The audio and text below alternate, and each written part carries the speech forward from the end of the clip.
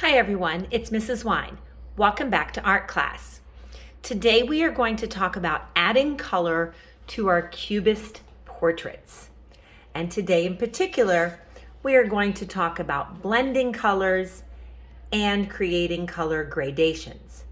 But before we get more into our vocabulary, let's look at the supplies that you will need. Today you will need your Cubist portrait. You can see that I've already started adding some color to mine. You're going to be starting with yours just in the black and white. And today you will also be using watercolor pencils that I will give you in class. Now, one of the first things that you have to do is think about the colors that you want to use and how you want to use them. You can think about using colors realistically or abstractly. You certainly want to think about the kind of mood or the kind of feeling that you're going to be creating with your colors. One of the big advantages of using my watercolor pencils is it's going to give you quite a few colors to choose from. So when we look at the word blending, you see that blending means you're going to be mixing two or more colors together. For that reason, I recommend when you're choosing your colors that you choose a wide variety of colors that are related to each other. So if I know I want my face to be a skin tone, which for me would be sort of a peach or a salmon, I also want to think about other colors that I can blend with that.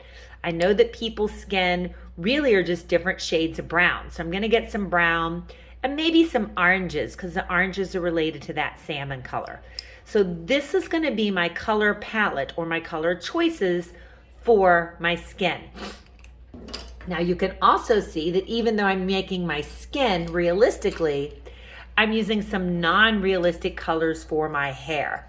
So my hair is going to be all different tints and shades of purple and violet. So out of the box, I've collected a whole bunch of different variations of pinks and purples because I know that using the same kinds of colors are going to help them blend well together. Now, you can certainly have some areas of your artwork where you have just one color. I took this color and I neatly colored in this section. But the advantage of using the watercolor pencils is it also acts like watercolor. So if I zoom into this area, you can see that I did not press hard. I pressed with a nice medium pressure and I colored it evenly. So now I can come in with my watercolor supplies. I have a brush, I have water, and I have a napkin to wipe my brush on. And I can take just some plain water. I don't want it too drippy, so I'm gonna wipe my brush on the edge of the cup. And I can take some plain water, and if I paint over this area, you can see how the watercolor pencils essentially dissolve and turn into paint. So watercolor pencils is a great way to make it look like you painted without having the whole mess of painting. And I just want to continue to paint with the water until I have divided or until I've dissolved all the watercolor pencil in that area. I can rinse my brush when it starts to get too full of paint, and I go very, very slowly along the edges because I want to keep it nice and neat. Now, if I notice that there are some uneven areas, that's where I can come back in and I can use my paintbrush to even those out. So I just want to keep painting in that area until all of that watercolor is dissolved nice and evenly. So that's what it looks like if I just paint with just one color. And then I'm going to rinse my brush, wipe it, and check it on my napkin to make sure it's clean. But blending colors means I'm mixing together two or more colors. So let's go down and find a different area of my painting. Over here you see where I have used just one color to color in this section of the hair. Remember, all of my hair is going to be different variations of purple. Blending colors means I have to mix colors. So before I can come in with the watercolor, I want to come in with another color, and I'm going to layer that second color right over top of here. It's still important that I color very, very neatly, so I go slowly around the edges. And you can see, because I'm just adding another color of pink, it just looks like it's making this a little bit darker. I still don't want to press super, super hard.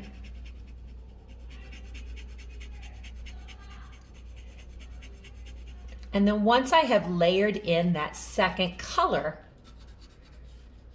I'm ready to take my brush and do the blending part. I get water, I wipe it on the edge of my cup so it's not too drippy, and then I just go in and I blend that. And you can see when I blend that, it turns into a really bright pink color. I'm not scrubbing with the brush. If it starts to run out of water, I get a little more water and I keep blending. I also go very, very slowly when I get to the edges. That's very important. It's another reason why I'm giving you a brush that kind of comes to a point to help make it easy to get into those areas. And I just want to blend that whole area. So that's what blending two colors looks like. I just color with one color, I layer the other color over top, and then I take the brush and the water and I blend everything together until I've dissolved all the paint and that area is nice and even.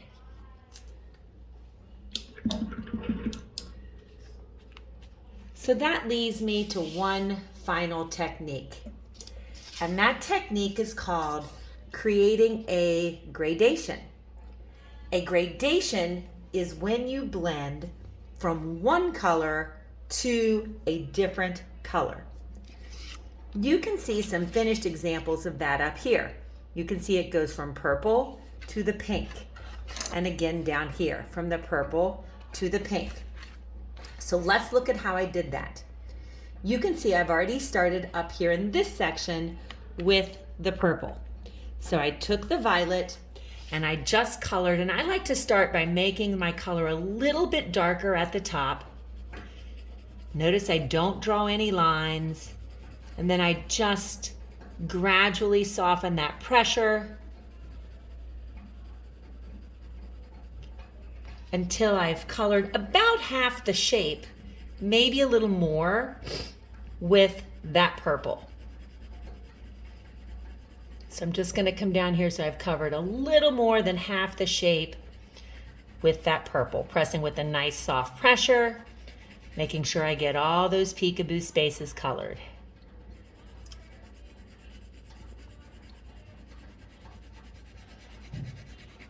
Then remember, blending means I have to mix two colors together. So creating a gradation, I want to move from that purple into the pink. So now I'm actually going to start backwards and work my way up. I'm going to start with the pink, and I'm going to start coloring again with the pressure that's not super hard, but a little bit harder. Going around the edges of my shape so I stay inside the lines. Then I go back to coloring in one direction. So far I haven't done any blending because all I have is a pink section and a purple section. But now I'm going to keep blending that pink right on top of that purple. So I'm blending two different colors together. I've got the pink going right on top of the purple. And I still have to color neatly, so I'm still going around the edges of the shape first. And I can't leave any peekaboos. I can't get in a hurry. I have to color it neatly and evenly all the way as I get to the top.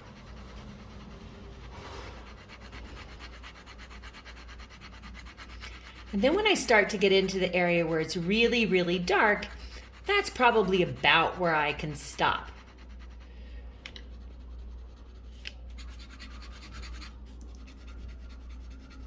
So I'm just making sure I get the color on there nice and evenly. The paintbrush is not a magic wand. So now you can see the color goes from purple. I've blended the purple and pink together. And then at the bottom, it's just plain pink. And then the final step is to blend that with the watercolor. And this is where the watercolor gets a little bit trickier. So I don't just want to blend everywhere. I want to think about moving from one color to another. So I'm going to start at the top with my brush, and I'm going to start blending just that purple. So I'm dissolving that purple as evenly as I can, making sure I get all the way into those corners.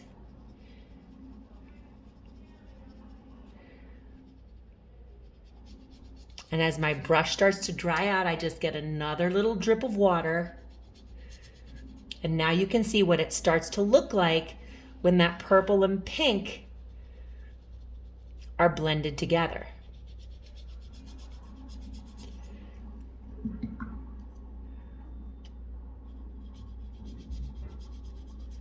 And now I just continue blending the purple and the pink. Again, going very, very slowly around my edges. More water. It starts to look too streaky. The water will keep the blending nice and smooth. Whoops, stay inside the lines.